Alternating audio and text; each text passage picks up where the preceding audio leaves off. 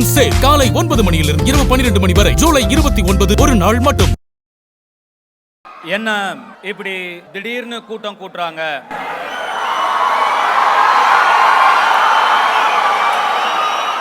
கேக்குறாங்க. நம்ம ஏற்கனவே 2019லயே இந்த மாதிரி வெற்றிகரமா ஒரு ரத்த தானம் பண்ணி முடிச்சிருக்கோம். ஆனா இப்போ ஏன் திடீர்னு கூட்டம் கூட்டுறாங்கன்னு கேக்குறாங்கன்னு தெரியல. இது என்ன திடீர்னு கூடின கூட்டமா?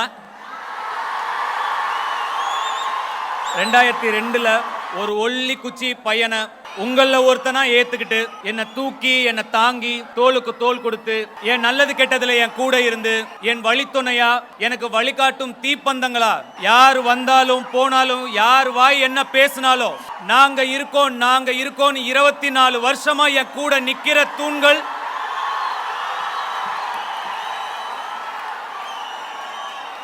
கூட்டம் இல்ல, என் குடும்பம், என் அசுர குடும்பம். நம்ம பசங்க இந்த இன்டர்நெட்ல அவதூறு பேசிக்கிட்டு வதந்திகளை பரப்பிக்கிட்டு மேல இருக்கிறவங்களை கீழே இறக்கிக்கிட்டு நெகட்டிவிட்டி ஸ்ப்ரெட் பண்றது டாக்ஸிட்டி ஸ்ப்ரெட் பண்றது அந்த மாதிரி பண்ற பசங்க கிடையாது. களத்துல இறங்கி களகற்ற பசங்க, அன்பை பகிர்ற பசங்க, அன்பே சிவம்ங்கிற பாதையில போற பசங்க. நம்ம சொல்லிருக்கோம், அன்பு தராங்களா அன்பையே கொடுப்போம், வெறுப்ப தராங்களா அன்பையே திருப்பி கொடுப்போம். ஜூலை 28ங்கிறது ஒரு சாதாரண நாள், இன்னொரு டேட், இன்னொரு நம்பர், இன்னொரு தேதி, அவ்வளவுதான். ஆனா இப்போ சின்ன வயசுல நம்ம ஸ்கூலுக்குலாம் போகும்போது யாருக்காவது பர்த்டேனா கலர் ட்ரெஸ்ல வருவாங்க. அங்க இருக்கிற ஸ்டூடெண்ட்ஸ்க்குலாம் சாக்லேட் கொடுப்பாங்க, டீச்சர்ஸ்க்குலாம் சாக்லேட் கொடுப்பாங்க. அன்னைக்கு நாளே அவங்க தான் ரொம்ப ஸ்பெஷல் அப்படிங்கிற மாதிரி இருக்கும். நான் ஒரு 3வது நாளாவது படிக்கிற வரைக்கும் எனக்கு என் பர்த்டே எப்பனே தெரியாது. எங்க வீட்ல நான் கேட்டதில்லை, அவங்களும் சொன்னதில்லை. ஆனா நம்ம ஸ்கூலுக்கு கிளாஸ்ல கலர் ட்ரெஸ்ல பசங்க வராங்க, அவங்க பர்த்டே கொண்டாடுறாங்க. அதெல்லாம் பார்க்கும்போது நமக்கும் ஒரு ஆசை, இந்த மாதிரி நம்மளும் ஒரு நாள் கலர் ட்ரெஸ்ல வரணும் ஸ்கூலுக்கு அப்படின்னு. நான் என்னோட அக்கா கிட்ட போய் கேட்டேன், என் பர்த்டே எப்போக்கா, எனக்கும் கலர் ட்ரெஸ்ல ஸ்கூலுக்கு போகணும் அப்படின்னு என்னோட ஆசையை அவங்க கிட்ட சொன்னேன். அதுக்கப்புறம் என் அக்கா தான் வீட்டுக்கு போய் எங்க அப்பா கிட்ட பேசி எங்க அம்மா கிட்ட பேசி ஜூலை 28 உன் பர்த்டே. அப்பெல்லாம் பாத்தீங்கன்னா நமக்கு தீபாவளி பொங்கலுக்கு தான் இந்த புது ட்ரெஸ் எல்லாம் எடுப்பாங்க. சோ என் அக்கா எப்படியோ என் அம்மா கிட்ட அப்பா கிட்ட எல்லாம் பேசி ஒரு கலர் ட்ரெஸ் எடுத்து கொடுத்தாங்க. அந்த கலர் ட்ரெஸ் போட்டுக்கிட்டு அப்பெல்லாம் இந்த ஆசை சாக்லேட்னு ஒன்று வரும், 25 பைசா ஒரு சாக்லேட். அதை அவங்க சேர்த்து வச்ச காசெல்லாம் போட்டு அந்த சாக்லேட்டை வாங்கி கொடுத்து என்ன கலர் ட்ரெஸ்ல ஸ்கூலுக்கு அனுப்புனாங்க. நான் கலர் ட்ரெஸ் போட்டு முதல்ல ஸ்கூலுக்கு போனேன். என் ஃப்ரெண்ட்ஸுக்கு எல்லாம் சாக்லேட் கொடுத்தேன், என் டீச்சர்ஸ்க்குலாம் சாக்லேட் கொடுத்தேன். அந்த ஒரு நாள் நான் தான் ஸ்பெஷலா இருந்தேன் அன்னைக்கு ஃபுல்லா. அந்த சந்தோஷத்தை என்னால மறக்கவே முடியாது. அதுக்கப்புறம் அப்படியே நாட்கள் போக போக போக எனக்கு பெருசா பர்த்டேல எல்லாம் ஈடுபாடு இல்லாம போயிருச்சு. என் பர்த்டே நான் கொண்டாட அன்னைக்கு அவ்வளோ பெரிய ஒரு விஷயமா இருந்தது. இன்னைக்கு என் பர்த்டே நீங்களாம் சேர்ந்து இவ்வளோ பெருசா கொண்டாடுறீங்கிறத பார்க்கும்போது, உங்க பர்த்டே அன்னைக்கு கூட உங்க முகத்துல இவ்வளவு சந்தோஷம் இருக்குமான்னு எனக்கு தெரியல.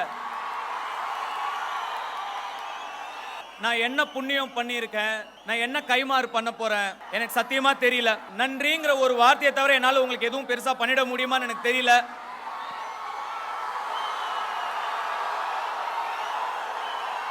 இத்தனை 1000 பேர் இங்க கூடி இருக்கீங்க, ரத்தம் கொடுத்திருக்கீங்க, எவ்வளவு ஒரு உன்னதமான விஷயம், எவ்வளவு புண்ணியம். இந்த புண்ணியம் எல்லாம் உங்களையும் உங்க பெற்றோர்களையும் உங்கள் சகோதர சகோதரிகளையும் உங்கள் மனைவி உங்கள் குழந்தைகளையும் போய் சேரணும்னு அந்த கடவுளை வேண்டிக்கிறேன். என்ன நினைச்சு நீங்க பெருமைப்படுறீங்களா இல்லையான்னு எனக்கு தெரியாது. உங்களை நினைச்சு நான் ரொம்ப பெருமைப்படுறேன். My rowdy babies, I love you. I am so proud of you. உங்களுக்குலாம் ஒரு அட்வைஸ் சொல்லணும்னு தோணுது, சொல்லலாமா? கேப்பீங்களா? எனக்கு அந்த உரிமை இருக்கா?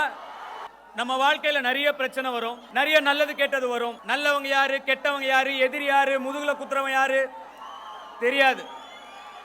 நிறைய மன உளைச்சல் வரும், அன்றாட வாழ்க்கையே மன குழப்பமா இருக்கும். இஎம்ஐ கட்டுறதுல இருந்து பசங்களுக்கு ஸ்கூல் ஃபீஸ் கட்டுற வரைக்கும் எவ்வளவோ பிரச்சனைகள். இந்த பிரச்சனைகள் எல்லாம் எப்படி சமாளிக்கிறது? ஒன்னு மன வலிமை, மனதிடம். இன்னொன்னு உடல் ஆரோக்கியம். உடல் ஆரோக்கியத்துக்கு என்ன பண்ணணும்? ஒர்க் அவுட் பண்ணுங்க, டயட்டா சாப்பிடுங்க, பத்தியமா சாப்பிடுங்க, ஜிம்முக்கு போங்க, போக முடியாதவங்க வாக்கிங் போங்க.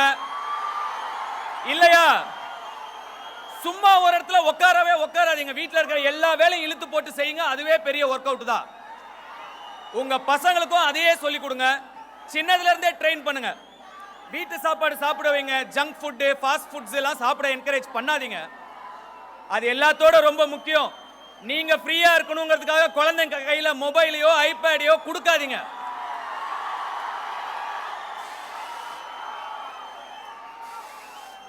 அதை விட மோசமான ஒரு செயல் கிடையாது. அது அவங்க மூல வளர்ச்சியையே பாதிக்கும். குழந்தைங்களை ஓடி ஆடி விளையாட வைங்க. சரி, இது உடல் ஆரோக்கியத்துக்கு.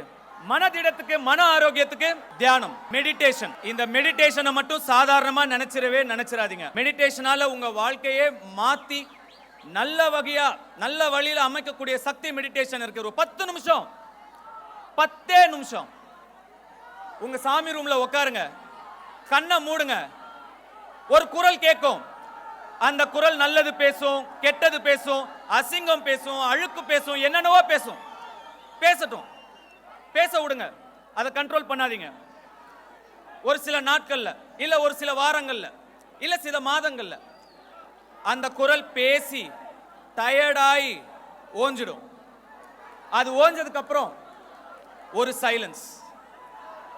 சைலன்ஸ். அந்த சைலன்ஸ்ல ஒரு குரல் தீர்க்கமா திவ்யமா ஒரு அசரீரி மாதிரி கேட்கும். அந்த குரல் உங்களை அறப்படுத்தும், நெறிப்படுத்தும், ஒழுங்குபடுத்தும், உண்மையா வழியில கொண்டு போகும். நல்லது கெட்டது என்னன்னு உங்களுக்கு சொல்லி கொடுக்கும்.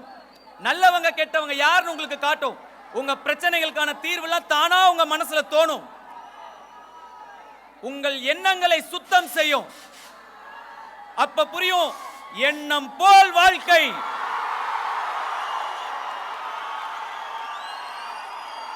எண்ணம் போல் தான் வாழ்க்கைன்னு அந்த குரல் உங்ககிட்ட சொல்லும். அந்த குரல் தான் கடவுள்.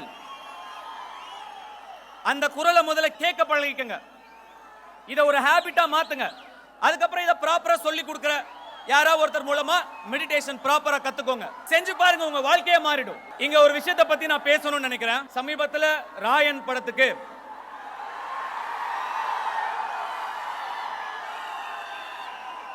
படத்துக்கு தேசிய விருது கிடைச்சது. அந்த வருஷம் அந்த படத்தை விட தகுதியான பல படங்கள் நிச்சயமா இருக்கு. அந்த படங்களுடைய ரசிகர்கள் அதற்கான அதிருப்தியை வெளிப்படுத்தினாங்க. அதை நான் முழுசா மதிக்கிறேன், நிச்சயமா மதிக்கிறேன். இப்ப பாத்தீங்கன்னா அது ஒரு கணக்காலம் ரிலீஸ் ஆச்சு. அப்ப நான் சின்ன பையன், நிச்சயமா இந்த படத்துக்கு எனக்கு தேசிய விருது கிடைக்கும்னு சொன்னாங்க. சின்ன பையன் அப்படிங்கறதுனால நானும் ரொம்ப ஆசையா காத்துட்டு இருந்தேன். ஆனா எனக்கு கிடைக்கல. அதுக்கப்புறம் புதுப்பேட்டைக்கு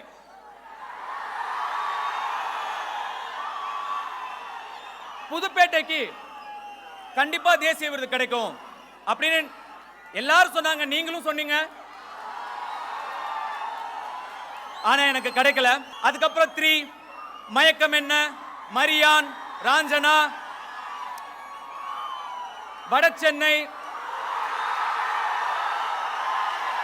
கர்ணன், 3 மயக்கம் என்ன, மரியான், ராஞ்சனா, வடசென்னை, கர்ணன், இத்தனை படங்களுக்கும் தேசிய விருது கிடைக்கும் நிறைய பேர் பேசினாங்க, டிஸ்கஸ் பண்ணாங்க. ஆனா கிடைக்கல, அமையல. ஒரு சில விஷயங்கள் நம்ம எவ்வளவுதான் முயற்சி பண்ணாலும் அமைச்சிக்கவே முடியாது. அது தானாதான் அமையணும், நம்மளால ஒன்றும் பண்ண முடியாது. இந்த வாட்டி எனக்கு அமைஞ்சிருச்சு, கிடைச்சிருச்சு. அந்த படம் எப்படியோ, ஆனா அந்த படத்துக்கான எங்களுடைய உழைப்பு, உண்மையான உழைப்பு. ஒரு தமிழனா எனக்கு இன்னும் 2 தேசிய விருது கிடைச்சிருக்கு. தட்டி விடாதீங்க, தட்டி கொடுங்க. ஆனா பாருங்க, ஏன்டா இந்த படத்துக்கெல்லாம் தேசிய விருது கிடைச்சுன்னு பேசுற இத்தனை பேர்ல ஒரு 10% கூட இத்தனை படங்களா இவனுக்கு ஏன் தேசிய விருது கிடைக்கலன்னு பேசவே இல்லை. இந்த மாதிரி நேரங்கள்ல நமக்கு கொஞ்சம் மன கஷ்டம் ஏற்படும். இந்த மாதிரி சவால்களை, சேலஞ்சஸ் எல்லாம் எப்படி ஃபேஸ் பண்ண போறோம், ஏன் இந்த மாதிரி நமக்கு நடக்குது, அந்த மாதிரி நேரங்கள்ல நமக்கு கொஞ்சம் மனசு தொய்வா இருக்கும். அந்த மாதிரி டைம்லலாம் நம்மளை சுற்றியே நம்ம இன்ஸ்பிரேஷன், மோட்டிவேஷன் தேடிக்கணும். இப்போ நம்மளுக்குலாம் நம்ம வீட்லயே இன்ஸ்பிரேஷன் இருக்கு. இப்போ லிங்கா சின்ன வயசு இருக்கும்போது அவர் கூட உட்காந்து நான் வீடியோ கேம் விளையாடுவேன். 2 கேம் நான் ஜெயிப்பேன், 1 கேம் அவர் ஜெயிக்க விட்டுருவேன். இப்படியே கொஞ்ச நாள் போகுது. ஒரு நாள் நான் நினைச்சேன் கண்டினியூஸா இன்னைக்கு நம்ம ஜெயிப்போம், அவர் என்ன பண்றாரு பார்க்கலாம் அப்படின்னு சொல்லி அன்னைக்கு ஃபுல்லா நான் ஜெயிச்சுக்கிட்டே இருந்தேன், அவர் தோத்துக்கிட்டே இருந்தார். ஒரு டைம்ல எனக்கு டயர்ட் ஆயிடுச்சு. நான் அப்படியே மெதுவா எந்திரிச்சு, போதும்பா நாளைக்கு விளையாடலான்னு. எங்க எந்திரிக்கிறீங்க, உட்காருங்க அப்படின்னாரு. ஏன் அப்படின்னு கேட்டேன். நான் இன்னும் ஜெயிக்கலையே அப்படின்னு அவர் சொன்னாரு. அதை பார்த்த உடனே எவ்வளோ சிக்கல்கள் வந்தாலும், என்ன பிரச்சனை வந்தாலும், என்னென்ன விஷயங்கள் நம்மளை அஃபெக்ட் பண்ணாலும் ஜெயிக்கிற வரைக்கும் மோதி பார்த்துடணும்.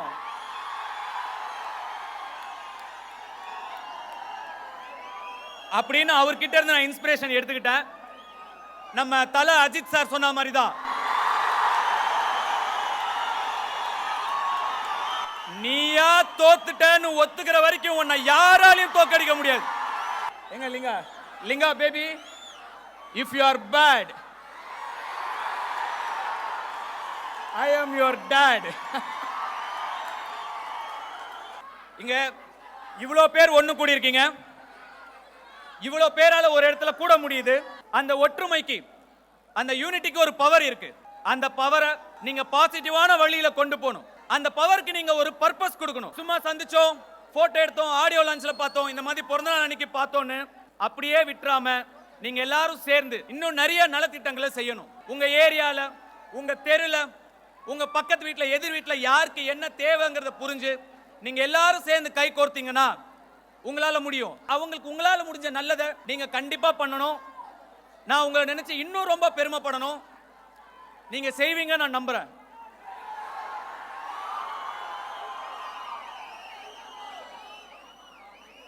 இவ்வளவு பேர், இத்தனை குடும்பம் இங்க வந்திருக்கீங்க.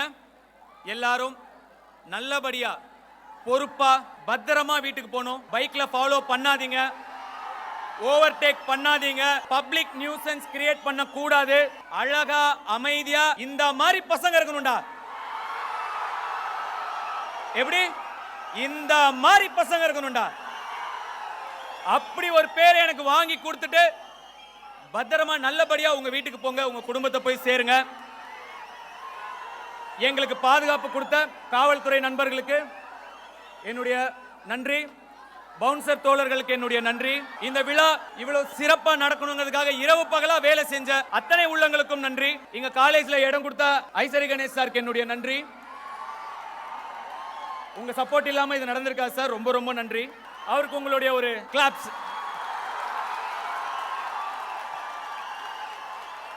அவர் 1 ரூபாய் என்ன செலவு பண்ண முழுக்க முழுக்க அவரே செலவு பண்ணி இதெல்லாம் நமக்கு பண்ணி கொடுத்திருக்காரு.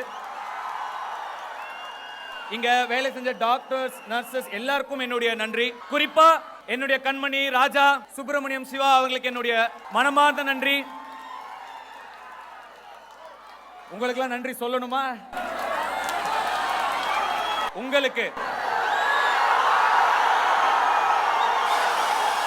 உங்களுக்கு இன்னும் இன்னும் இன்னும் என்ன ஓட வைக்கிற உங்களுக்கு என்னுடைய நெஞ்சார்ந்த நன்றி. ஓம் நம சிவாய. Jai Hind. Full Moon sale காலை 9 மணியிலிருந்து இரவு 12 மணி வரை ஜூலை 29 ஒரு நாள் மட்டும்.